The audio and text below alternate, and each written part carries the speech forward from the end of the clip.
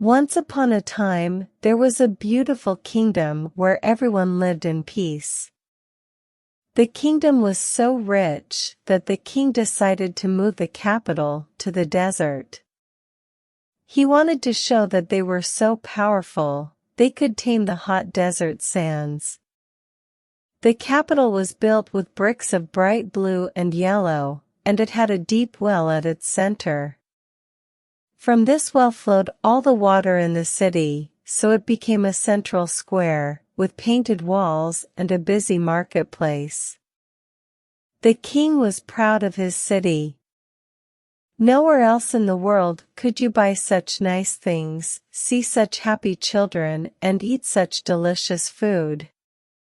But one day, a dragon flew down to the city. It landed in the square and opened its mouth.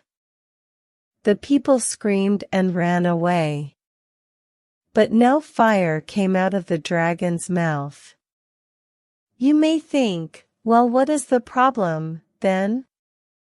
A dragon that cannot breathe fire is no danger. But this monster had something far worse than the hottest fire. He had horrible breath. His breath smelt so bad that anybody who came near it passed out and didn't wake up for hours, or even days. So very quickly, the square became empty, and the dragon lay down next to the well. "Oh, king! Come out and speak to me." The king was very scared, but he did as the dragon said. He held a wet towel over his face and stood very far away, but still, he almost passed out from the dragon's breath. "What do you want, O powerful dragon?" "I can give you gold, silver, whatever you." "I have no need for gold and silver," said the dragon. "What I want is food. And don't give me any of that stupid rabbit food. I want meat." The king told his men to bring the dragon 5 sheep. They did so, and the dragon ate them up one by one. Oh, their bleats filled the city that night. The king hoped that the dragon would leave after he finished, but the next day, he simply burped and said, "Another one."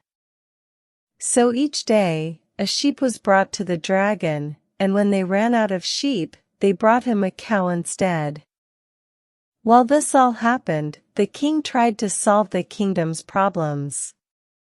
Because the dragon's breath went into the well, nobody could drink the water that came from it.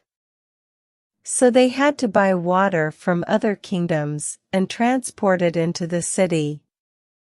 But when the other kingdoms heard about the dragon, they no longer wanted to come there, and they charged higher prices, and soon the kingdom was running out of money, too.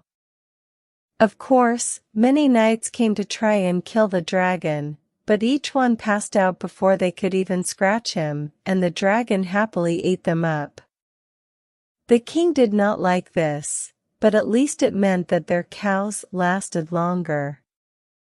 Then, one day, the king found out that they had run out of cows. "There is no other option," he said. "We will hold a lottery with all the people in the capital, and the person chosen will go to the dragon." It was a horrible thing to do, but they had no other choice. The dragon grew angrier every day, and if he wasn't fed, he might use his breath to make them all pass out, and then eat all of them. Nobody could leave the city either, because they couldn't afford the water to make the long journey through the desert. So each day, a lottery was held, and they chose one of the people in the city to go and be eaten by the dragon. The king tried not to watch, not to listen, but he could not stop thinking about it, and at night he could not sleep. One day, when the king saw which name had been chosen from the lottery, he almost threw up. It was his daughter, the Princess Saria. "No," said the king. "I won't allow it." But the people had already heard about the result of the lottery, and they were mad. Their husbands, their wives, their children had already been chosen and fed to the dragon. Why should the king be allowed to say no? The princess heard about this, and quietly left the city to go pray. She had cried every day since the dragon came, but today she felt strangely calm. This was the right thing to do, she thought. She would show the city that they were strong. As the princess sat on the sand and prayed, a knight rode by on his horse. She thought he was coming to try and kill the dragon, so she said, "The dragon's that way," and pointed at the city. "But I wouldn't try it. None of the other knights could even scratch him. I don't think anything can kill it." "A dragon?" said the knight, whose name was George. He sniffed. "Ah, yes. I can smell it. But I wonder why you want to kill him. Dragons are terribly useful. Difficult to tame, though. But they can carry heavy things, fly you." "Useful? That dragon has turned our water bad, eaten our sheep, our cows, and our people. In fact, he is going to eat me today." "I am sorry," George said.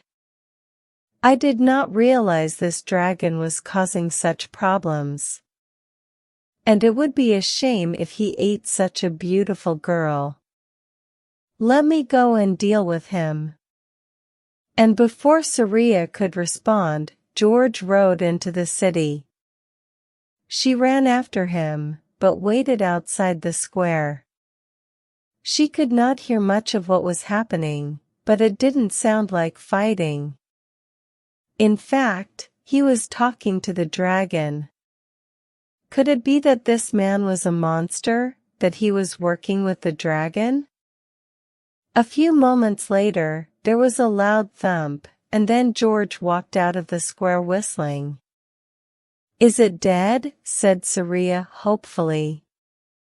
"Oh no," said George. "Like I said, that would be a waste. He's passed out, and I put a collar around his neck. When he wakes up, he'll do whatever I say." Saria couldn't believe that he was serious about taming the dragon, but she was so happy that she said, "Oh," and went to kiss the knight's cheek. But when she came near George, she smelt his breath, and it was awful. She passed out, and landed with a thump on the ground. "Oh dear," said George. George had beaten the dragon the same way the dragon had beaten the city. He had used his bad breath. Every day, George ate an onion for breakfast, garlic for lunch, and blue cheese for dinner. It was very useful for taming animals, but not so helpful for his love life. George went into the square and waited for the dragon to wake up. When he did, he roared at George, but the knight said, "Remember, I can make you pass out with one breath. See that collar around your neck? It's to make sure you're a good dragon. If you're good, I'll let you take it off." The dragon was angry, and was about to bite George's head off, but then George opened his mouth, and the dragon smelt that mix of onion, garlic, and blue cheese. The dragon fell to the ground. "Fine. You have tamed me. For now." George took the dragon inside the castle and told the king what had happened. The king and his men opened all the windows, stood very far away from George and his dragon, and tried to breathe as little as possible, but still, they cried from how bad the two smelt. "You know, this is a beautiful city," said George. "I think I'd like to stay here, if that's all right." "No, no," said the king. We're all too afraid of the dragon still. If that collar broke, what might happen? No, it's better that you leave. In fact, if you leave, I'll make you a saint." "A saint? What do you think of that, boy?" George said to the dragon, who he had named Bartholomew. Said Bartholomew. George was scratching him behind the ear, which he liked very much. "All right," said George. "I accept. Saint George. I like how it sounds." So the king quickly, very quickly, sainted George, and the knight left the city with his pet dragon. When the princess woke up and found out Saint George was gone, she cried. "Don't worry, my dear," said the king. "There are plenty of handsome knights for you to marry." "No, I'm not crying because I'm sad. I'm crying because I'm so happy he's gone.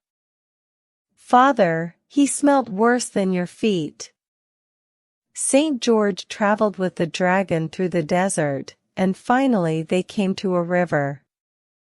"Well," said George, "now that I'm a saint, I suppose I should baptize you." "Baptize? What does that mean? Is it painful?" Saint George laughed and pushed the dragon into the water. "There! You're baptized."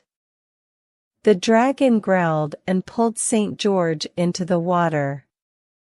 They played and fought for hours. Finally, Saint George explained why baptism was important. He had given the dragon a real name, like a good Christian. "Now God knows that you're called Bartholomew as well." "Oh," said the dragon. "Well then, you should have baptized me sooner. I went around so long with God thinking I didn't have a name." How embarrassing. When they got out of the river, the water was a much darker color than before. Further downstream, there was a village, and the people who collected water from the river that day wondered why it suddenly smelt of onions and old cheese. And so Saint George saved the kingdom and found his dragon. Every day they prayed together 3 times, and whenever they came to a city, people locked their doors and shut their windows. "You poor thing," said Saint George to Bartholomew. "They're still scared of you." But really, they all saw that the dragon was just a big dog with a collar around his neck. It was Saint George they were afraid of.